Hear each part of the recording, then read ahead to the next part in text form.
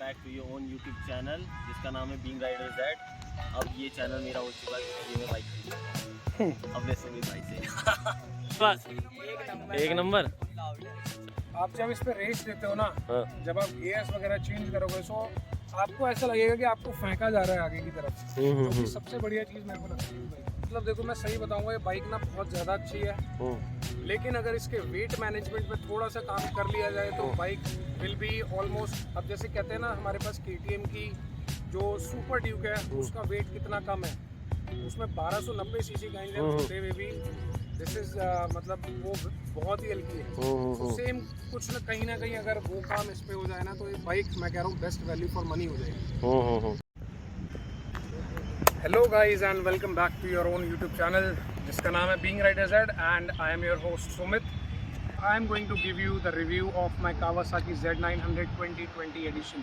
हमारे साथ हैं अश्मीत। मैं बेसिक्स में बता देता हूँ। It has got LCD instrument panel and it has got the 948cc inline 4-cylinder engine which produces 125 bhp of power with 98 newton meters of torque. On top of that I have got this customized exhaust. So this is the MIV Mark III carbon and this is the DCAT pipe which I got. On top of that हमारे पास है ये 180 section 17 inches का tyre. And in the front we have got the 120 section tire, again 17 inches. And the best thing about this bike is कि भाई सारी की सारी जो lighting है वो है LED. This is the LED headlight and this is the LED DRLs, LED indicators as well. It has got the ABS and dual disc in the front. तो फर्स्ट बेसिकली मैं स्टार्ट करूँगा। हाँ। भाई आप ये बताओ ये मॉडल कौन सा है, कौन से ईयर का है, कितनी ड्रीवन कर चुके हो आप और क्या आपका एक्सपीरियंस रहा है, और Z900 ही क्यों 100 सीसी से सीधा अपडेट आपने 900 सीसी में क्यों किया 10 टाइम जो ऊपर है।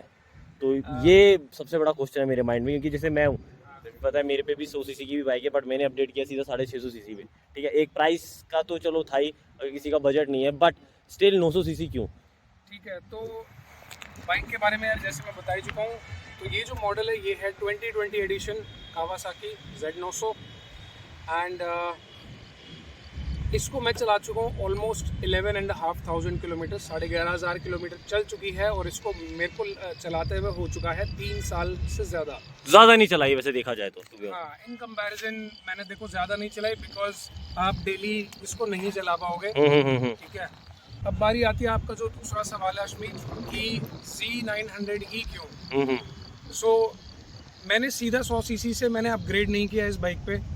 ठीक है, मेरे पास 125 सीसी की मेरी सुपर स्प्लेंडर है, उसके बाद मेरे पास करिश्मा थी जो कि अभी भी है। डायरेक्ट इतना बड़ा जंप क्यों मारा, सीधा 950 सीसी ऑलमोस्ट। सो सीधा जंप की बात नहीं है यार, देखो बात है प्रैक्टिकलिटी की और पैसा बचाने की। भाई देखो मेरे पास 225 सीसी की बाइक थी। ठीक है, मैं तो जब मैं प्लान नहीं कर रहा था लेने का, इससे पहले मैं सोच रहा था कि KTM RC ले लेता हूँ, RC 390, जो कि उस टाइम पे मुझे बहुत ही अच्छी लगी थी जब वो नई आई थी।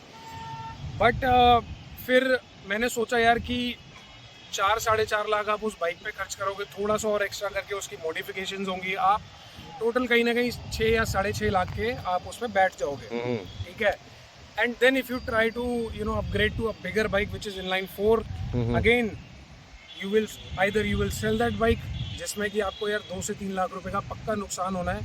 उसके बाद आप फिर से जो इसका ये बाइक मैंने जो है मान लो मैंने 9 लाख रुपए की मैंने ली थी अपने टाइम पे। ऑन रोड उस टाइम क्या ली थी? 9 लाख? उस टाइम मैंने 9 लाख रुपए का प्रॉपर 9 लाख की? हाँ, प्रॉपर मैंने 9 लाख रुपए का लिया था, जिसमें कि कोई भी डिस्काउंट नहीं था बिकॉज जब ये बाइक लॉन्च हुई और नवंबर 2019 में बाइक लॉन्च हुई और मार्च में जब इसकी डिलीवरी स्टार्ट हो गई थी, so either this is the first or maybe the second bike in Delhi which I bought. Okay, उस टाइम पे कोई डिस्काउंट की देखो गुंजाइश नहीं थी।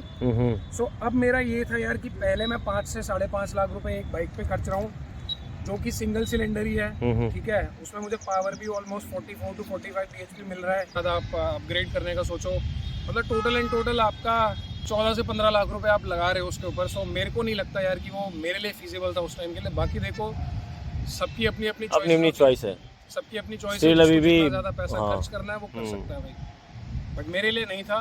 ठीक है, नहीं बट ठीक है, बेस्ट ऑप्शन चुना आपने, हाँ क्योंकि इस time one of the best है इसके नियर अबाउट इस प्राइस रेंज में हाँ। कोई बेस्ट ऑप्शन और है नहीं।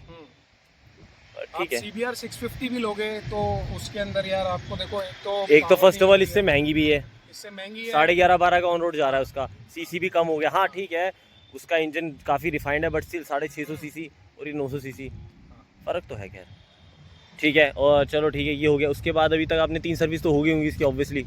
इसकी टोटल सर्विसेज हो चुकी हैं 4 सर्विस हो चुकी हैं। 3 साल के अंदर मैंने इसकी सिर्फ 4 सर्विसेज कराई हैं। हाँ, तो सर्विस का बहुत बड़ा क्वेश्चन रहता है लोगों का कि पता नहीं कितना सुपर बाइक है तो कितना ज़्यादा पैसा खाती होगी, तो उसके बारे में कुछ बताओ।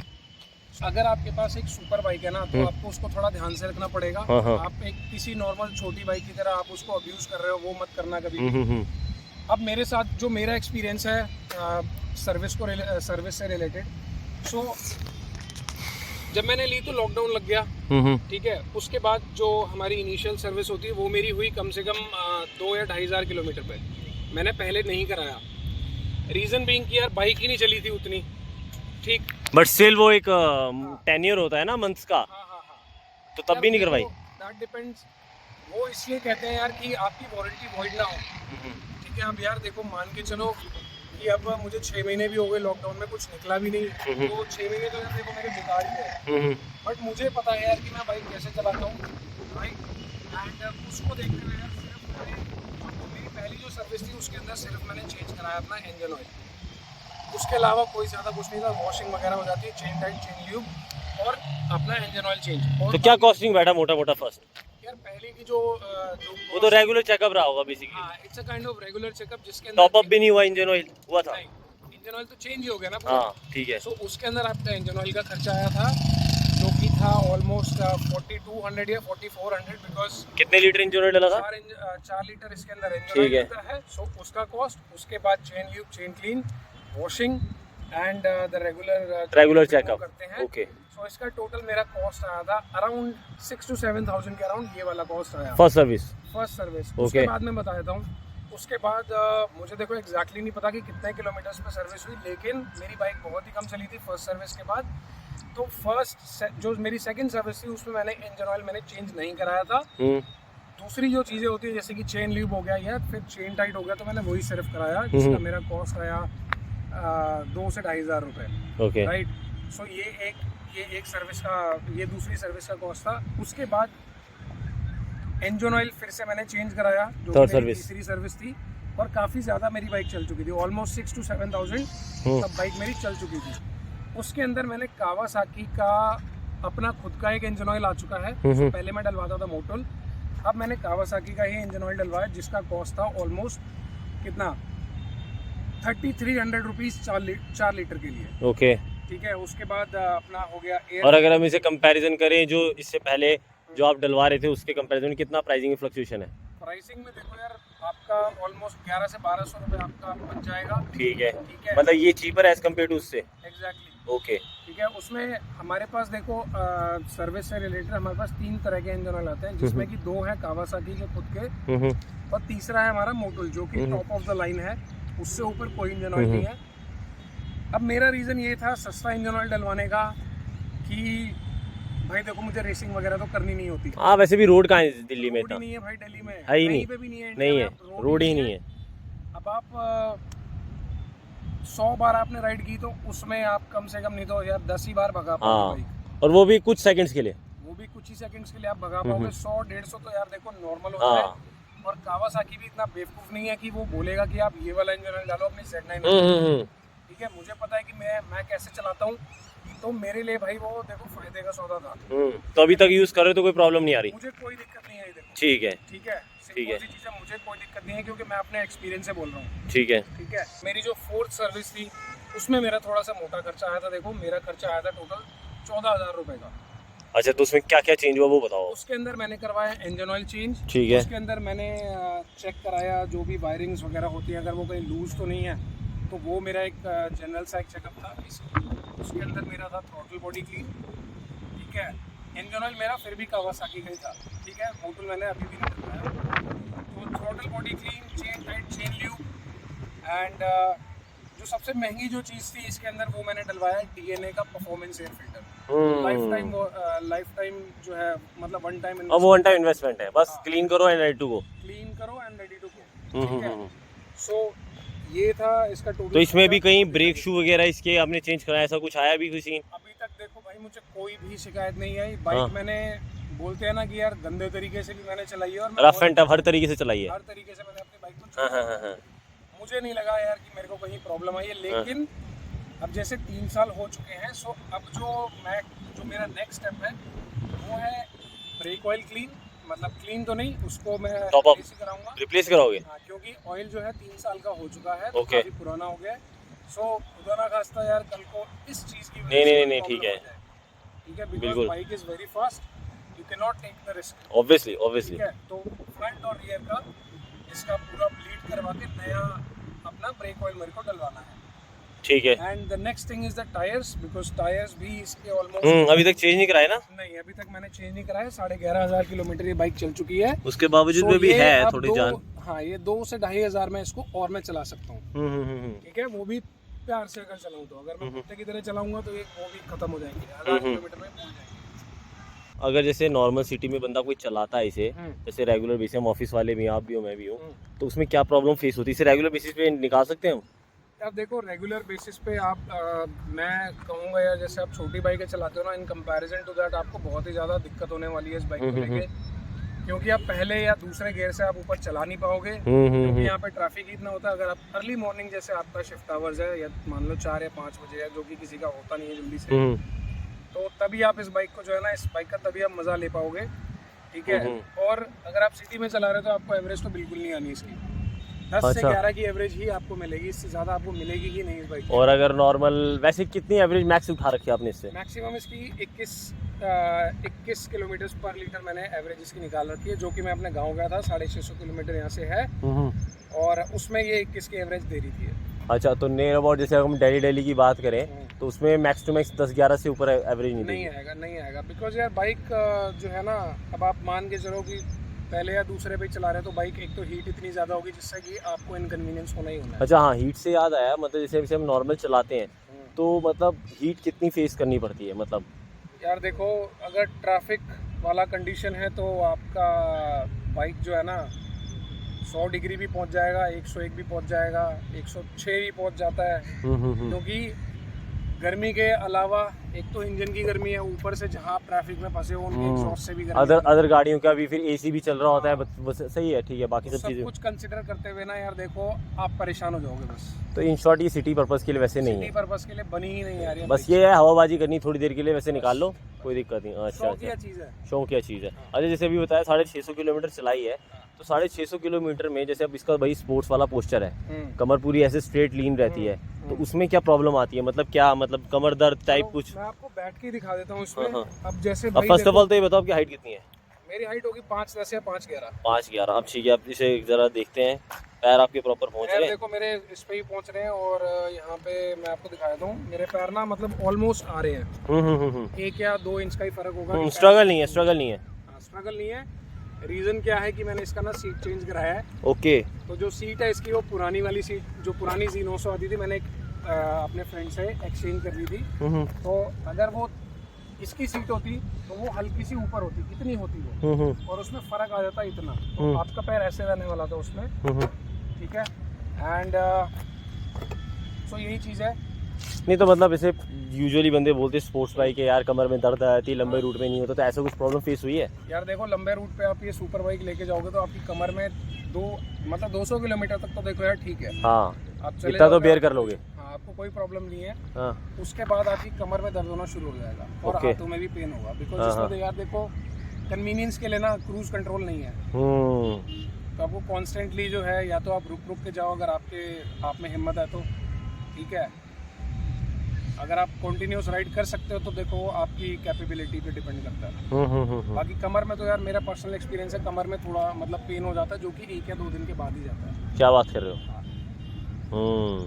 हाँ ठीक है, क्योंकि ये उस पर्पस की है नहीं ना, ये है मतलब एग्रेसिव, इसका जो स्टैंड है, एग्रेसिव राइडिंग पोस्चर इसमें आपका हो जाता है, तो ये बाइक्स ना टूरिंग के लिए नहीं है, इसीलिए टूरिंग बाइक्स अलग ही बनती हैं। इसका पर्पस है, या तो आप इस पर ट्रैक करना चाहते हो, ठीक है, या तो आप मतलब रेसिंग वगैरह में इन्वॉल्व हो तो आप इनको आप यूज़ कर सकते हो। अच्छा रेसिंग से आ रहा है, ये इसको सुपर टॉप की स्पोर्ट्स नहीं है, लेकिन ये मैं आपको ये बता देता हूँ, ये बाइक सुपर स्पोर्ट्स बाइक नहीं है। हाँ, हाँ। या सुपर नेकेड जैसे हमारी KTM की आती है ना, ड्यूक। ड्यूक 1290, तो ये वो वाला क्लास नहीं है, ये उससे कम है ये। अच्छा तो इसे वैसे टॉप कितना भगा रखा है? टॉप इसको मैं लेके गया हूँ ऑलमोस्ट 251 किलोमीटर, जो कि लास्ट मेरे को स्टॉक एयर फिल्टर में? स्टॉक में। हाँ। हाँ। ओके तो मतलब 250 वो भी कुछ सेकंड के लिए यार, हाँ, ये तो कुछ विंड सेकंड ब्लास्ट के बहुत लिए। ज़्यादा आता होगा। बट एक चीज़ मैं देखो यार, मैं बता देता हूँ, जो भी Z900 को चाहते हैं कि आप लो इसको, ठीक है, आप जब इस पे रेस देते हो ना, हाँ। जब आप गियर्स वगैरह चेंज करोगे, सो आपको ऐसा लगेगा कि आपको फेंका जा रहा है आगे की तरफ, जो कि सबसे बढ़िया चीज़ मेरे को लगती है इस बाइक की। मतलब आपको ये नहीं लगेगा कि कहीं पे भी पावर की कमी है, पावर भाई सब भरपूर है इसके अंदर। चौथे गियर पे आप 200 क्रॉस कर सकते हो, मतलब 6000 RPM के बाद तो बाइक पागल हो जाती है। और एक्सेप्टेड और तो कुछ परफॉर्मेंस अपडेट नहीं कर रखा? और इसमें कुछ नहीं है, देखो बेसिक मॉडिफिकेशन है।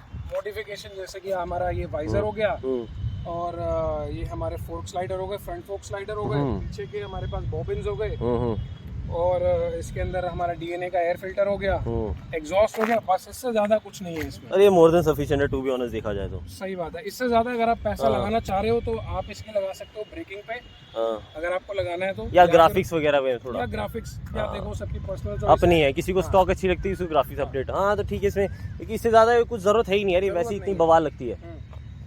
ठीक है तो अब इसमें अब ये बस ये वीडियो ज़्यादा लंबा नहीं करेंगे, इसमें आप इन शॉर्ट ये बता दो आपको ड्रॉबैक्स क्या लगता है कि इसमें इम्प्रूवमेंट होनी चाहिए? यार देखो ड्रॉबैक, अब मैं ये बाइक, मतलब देखो मैं सही बताऊंगा, ये बाइक ना बहुत ज़्यादा अच्छी है, लेकिन अगर इसके वेट मैनेजमेंट में थोड़ा सा काम कर लिया जाए तो बाइक विल बी ऑलमोस्ट, अब जैसे कहते हैं ना हमारे पास KTM की जो सुपर ड्यूक है उसका वेट कितना कम है, उसमें 1290 सीसी का इंजन होते हुए भी दिस इज मतलब वो बहुत ही हल्की है। तो सेम कुछ ना कहीं अगर वो काम इस पे हो जाए ना, तो ये बाइक मैं कह रहा हूँ बेस्ट वैल्यू फॉर मनी हो जाएगी। वैसे तो अभी भी है, टू बी अभी भी ऑनेस्ट है, देखो वैल्यू फॉर मनी है, ऐसा नहीं कहूँगा, बट स्टिल देखो कुछ भी चीज़ परफेक्ट नहीं होती, लेकिन उस पर अगर आप थोड़ा सा काम करो तो वो परफेक्ट बनाई जा सकती है। ठीक है तो आई थिंक अब और कुछ तो रहा नहीं, हमने मोटा मोटा सब कवर कर ही दिया है। और ठीक है, ये था मतलब ये मेरा पर्सनल एक्सपीरियंस है, 3 साल का ओनरशिप 3 रिव्यू साल है। का। ठीक है तो एक काम करते हैं, एक बार इसकी वीडियो को ख़त्म करते हैं साउंड्स के साथ, एक बार ऑडियंस को अपना इसका साउंड सुना देते हैं। ऑडियंस के लिए देखो यहाँ पे तो अभी कोई ऑडियंस है नहीं, हाँ, लेकिन हम एक ऐसी जगह पे जाएंगे जहाँ पे हमें ऑडियंस मिल जाएगा। हाँ वहाँ तो जाएंगे। हाँ, वहाँ तो जाना ही जाना है, सिर्फ उसकी आवाज़ सुनाने के लिए। तो ताकि यार मतलब कहते हैं ना कि जो आप देखोगे तो वैसा ही कुछ ना कुछ आपको भी फील होगा, राइट। सो चलिए, this was all about my ownership experience. अगर आपको लगता है यार कि कुछ और अच्छा हो सकता है इस बाइक में, सो यार थोड़ा सजेस्ट कर दो। हाँ कमेंट बॉक्स में डालिएगा, या आपके कुछ क्वेश्चन हो तो कमेंट बॉक्स में ज़रूर डालना, डाल दो, और सुमित भाई उसे क्या नाम है आंसर देने की पूरी कोशिश करेंगे, क्योंकि हम अपने सारे कमेंट्स पढ़ते हैं चाहे गिने चुने आते हो। तो इस वीडियो को यहीं ख़त्म करते हैं। और यार अगर आपको वीडियो अच्छा लगा हो तो लाइक जरूर हाँ, लाइक शेयर सब्सक्राइब जरूर करा करो यार। मैं देखता हूँ। हाँ thank you so much. Okay tata bye bye.